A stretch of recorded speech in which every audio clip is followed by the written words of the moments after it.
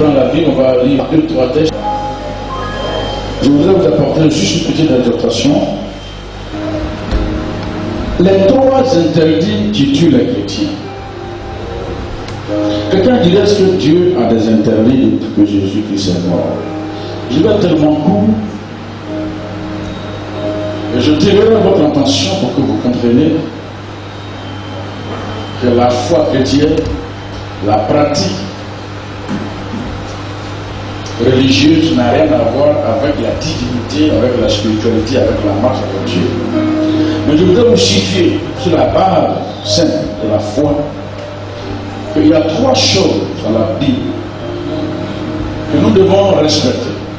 Parce que chaque fois que nous avons enfreint ces lois, nous devons dépasser, que nous n'avons pas respecté ces 3 choses, il y a des conséquences. Et des fois on croit que c'est le diable qui nous attaque, c'est les sorciers. Mais laissez-moi vous dire que le sorcier, la sorcellerie n'est qu'un des plus petits esprits dans le monde spirituel. Comme l'homme n'est pas spirituel, nous vivons par rapport à ce que nous voyons, que ce que nous entendons. Mais nous devons avoir la dimension réelle de comprendre aussi comment le monde spirituel, la Bible dit que Dieu a créé le monde invisible. Il a créé les invisibles et tout ce qui est visible. C'est-à-dire ce qui est invisible existe. Hébreux nous dit cela. Avant que nous voyions avec nos yeux physiques, la chose a déjà été. Avant qu'il ne se répond à la physique. Chrétiens, je veux vous enlever ces 3 opprobles sur votre vie. Dis Amen. Amen. Premier, la non-obéissance de la parole de Dieu. C'est-à-dire la désobéissance de la parole. C'est pas comme vous lisez dans 1 Samuel 15, verset 22, la Bible est simple. Il dit l'obéissance vaut mieux que les sacrifices. À chaque fois que nous ne respectons pas les lois divines, donc il est dangereux que le chrétien refuse d'appliquer la parole de Dieu nous concernant. Quand Dieu nous dit, tout ce que vous demanderez à Dieu en mon nom par Jésus, croyez que vous avez reçu, vous le verrez s'accomplir. Écoutez, c'est une loi divine. Nous devions plus loin simplement, ça fait la Bible dit que le chrétien doit être comme un enfant. Quand Dieu a dit c'est rouge, on doit comprendre que c'est rouge. On ne peut même pas discuter. On doit le suivre. Et c'est cela que sa parole s'accomplit pour nous. Dis Amen. Vous verrez que quand Dieu, Genèse chapitre 2, Dieu a donné l'ordre à l'homme. Il avait le pouvoir de manger tout ce qu'il était comme arbre. Mais Dieu lui a donné, ne touche pas l'arbre qui est au milieu du jardin là. Parce que le jour où tu en mangeras, tu mourras. Point. Malheureusement, pour le monsieur, après que la femme est venue, l'homme a dit à la femme, Dieu nous a dit de manger tout sauf ce table. Parce que le jour où on mange de peur que nous ne mourions. Et la femme avait traduit ça au petit serpent. Et le Léviathan. Et l'homme est tombé sur le coup de l'interdiction. Et Dieu lui a recommandé aussi une sanction. Vous voyez, c'est quelques éléments de la désobéissance. Quand l'homme donc a désobéi, voici les conséquences qui va arriver à l'homme qui va fuir la face de Dieu. Nous devons donc respecter la parole de Dieu telle qu'elle est faite. Deuxième chose, il y a ce que j'appelle les vœux non accomplis. Souvent on vient à l'église, il y a des gens qui se plaignent, on dit bon, et il y a des gens qui viennent faire la église, parce que les chrétiens aiment prier. C'est vrai, il faut aimer la prière. Ils viennent, et là, moi je vais donner le temps. Je vais donner le temps. Mais à la lumière de la parole de Dieu, quand nous lisons la Bible, vous verrez que ce sont des choses qui nous, si nous ne respectons pas, la Bible déclare qu'on se charge d'un péché, d'un malheur. Donc des fois nous-mêmes, c'est comme quelqu'un qui achète une malédiction pour donner à sa propre vie. Le vœu non accompli attire une malédiction sur celui qui fait le vœu. Et je pense que ce sont les choses qui provoquent des morts prématurées. Quand on fait un vœu et qu'on ne veut pas l'accomplir, vous savez, le diable, il existe. Il existe bien le bien. Et nous fonctionnons sur la base des lois. Celui qui fait un vœu et qui n'accomplit pas le vœu, c'est comme si il refuse d'obéir. La Bible dit c'est la propre parole qui te condamne, c'est la même parole qui te bénit. C'est un proverbe. Ce que nous avons promis, il y a plusieurs chrétiens ici qui ont fait le vœu et qui ont refusé de l'accomplir. Et souvent on pense que en priant, on jeûne, on n'est pas exaucé. Mais ce n'est pas parce que Dieu est sourd de la parole, mais c'est à cause de ce manquement dans notre vie. Si nous faisons des vœux, ne nous laissons pas de l'accomplir, sinon c'est charge une malédiction. Ce qui subit et croupit souvent sur nous, c'est le refus de payer sa dîme. Quand un chrétien né de nouveau, qui a accepté Jésus comme son Seigneur et Sauveur, qui est baptisé dans les eaux du baptême, mort et ressuscité avec Christ, il vient de refaire un pacte avec Dieu. Il vient de signer, de prêter serment. Il vient de consacrer sa vie. Il vient de prêter sa vie. Il vient de donner entièrement toute son existence et son éternité à Dieu. Dieu donc, en retour, veille sur nous. Non seulement veille sur nous, mais veille sur nos biens, nos avoirs. La Bible est lecteur selon Malachie. Si nous apportons nos dîmes à l'Éternel, comme Abraham, nous sommes bénis. Dis Amen. Amen. Je suis venu en tant que père dans la foi demander à chacun de nous qui a accepté Jésus de façon volontaire, on ne t'a pas obligé, de nous acquitter de ce devoir chrétien. C'est un devoir. Si tu te donnes 100 francs, comme si tu ne travailles pas, quelqu'un t'a donné 8 francs, il faut que tu acceptes et tu comprennes que le 10e de ce que tu reçois ne t'appartient pas. Si tu manges le 10e, tu as mangé toi-même ta propre substance. Parce que le 10e qui est sur ton salaire, qui est sur tout ce que tu as,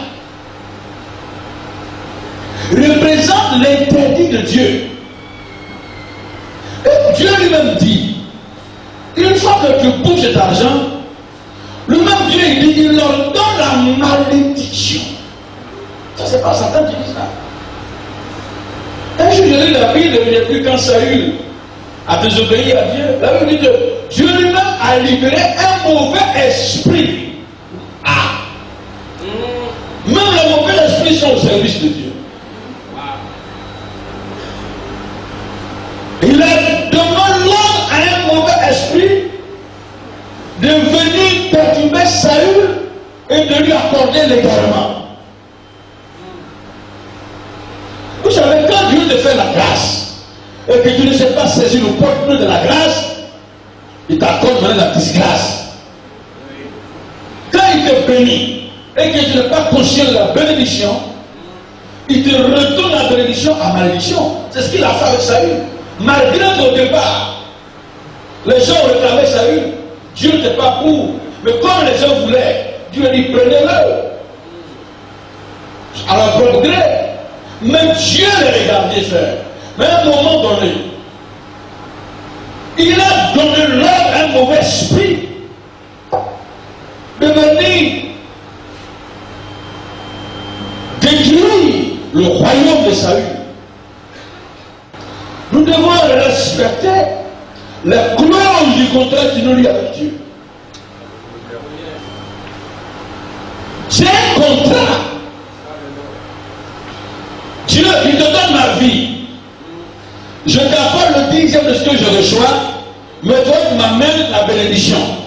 Mais Dieu lui te dit, si tu n'amènes pas la dîme, mon ami, au lieu de bénédiction, ça devient malédiction. Tu es d'accord? Je lui ai dit, tout cela j'ai lu. Tout cela on m'a dit à l'église, mais je me donne à toi. Et maintenant on vient, on est assis à l'église, on chante, on loue Dieu. Mais quand il s'agit d'appliquer ce commandement, ces paroles qui sont des paroles sacrées, qui nous permettent de rentrer, d'avoir accès à la bénédiction et à la prospérité. Je ne sais pas lequel esprit à toi qui vient nous dire non, écoutez, ne paye pas ta dîme, mais laisse-moi te dire ce matin, si tu refuses de payer ta dîme à Dieu, tu le payeras à Satan. Obligatoire.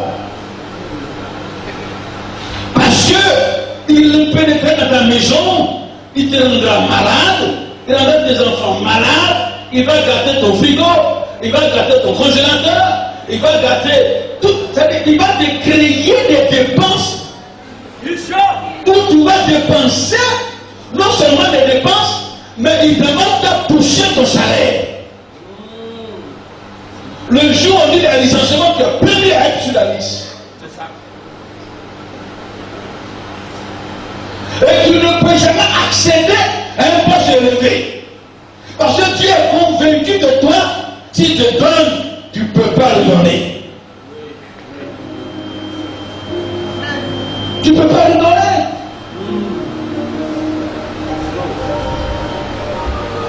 On bouffe pour nous 90%.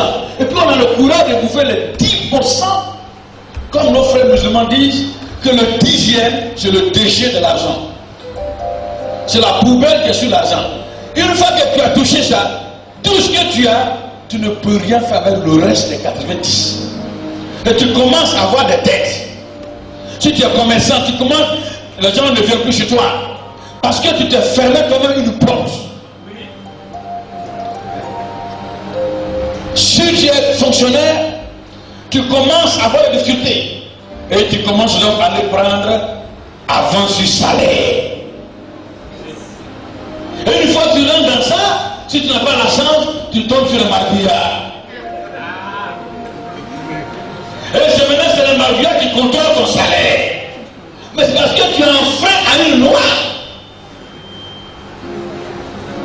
Vous savez, un jour j'étais aux États-Unis, il y a une dame qui disait, elle a même peur de faire entrer la Bible dans sa maison. Parce que la Bible dit, apportez la Bible à la maison du Seigneur. Pas du César à la maison. Elle, au lieu de payer sa dîme chaque mois, elle met la dîme dans un compte spécial et l'année, elle fait que l'Ancien Testament, elle paie une fois. Ça devient beaucoup. Et puis il y a sa camarade, il y a sa fille qui était malade. On devait amputer une de ces gens. Et elle n'avait pas l'argent, elle est venue voir cette soeur. Et la soeur dit, mais je n'ai rien, mais vu l'urgence, en tout cas, j'ai un peu l'argent que je vais te donner. Alors que c'était la dîme qu'elle avait gardée. Elle est partie casser le compte, elle a donné la dîme à sa camarade pour aller soigner sa fille. Quand elle a fini de soigner sa fille, la fille est guérie. Mais la même maladie qui était sur la fille est venue tomber sur la fille de celle qui a prêté l'argent. Le pied de l'autre qui devait amputer, c'était la fille, celle qui a donné la dîme, qu'on devait amputer le pied de sa fille. Mais comme Dieu était fidèle, nous sommes partis prier et Dieu nous a révélé ce qui était arrivé à la jambe. Qu'elle a pris l'argent de Dieu pour donner à quelqu'un. Elle a reconnu. Elle allait prendre crédit pour restituer la dîme. Le jour qu'elle a envoyé la dîme, qu'on a prié sur la dîme, la fille était guérie. La boule qui était sortie de sa jambe est cachée. Elle a été libérée.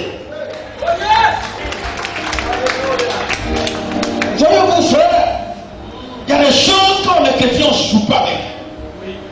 Surtout les choses de Dieu, on ne joue pas avec.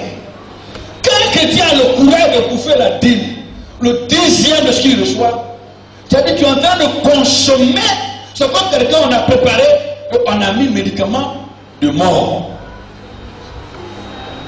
On a mis Kumoshi dedans. On a mis graisse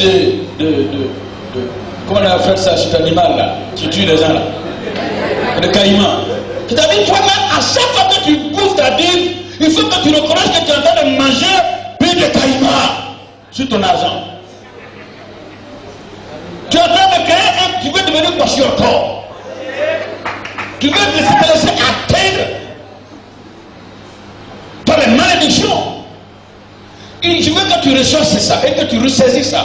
À chaque fois que tu es en train de bouffer ta dîme, tu es en train de demander but de caïman spirituel. Parce que c'est ce qui sèche tes finances, ce qui sèche ton bonheur, ce qui sèche ta prospérité, ce qui sèche ton élévation, ce qui sèche ton commerce, ce qui sèche tout ce que tu entreprends. C'est une loi divine. Et puis n'attendez pas d'être riche. Mais faites confiance à Dieu avec le peu que nous avons.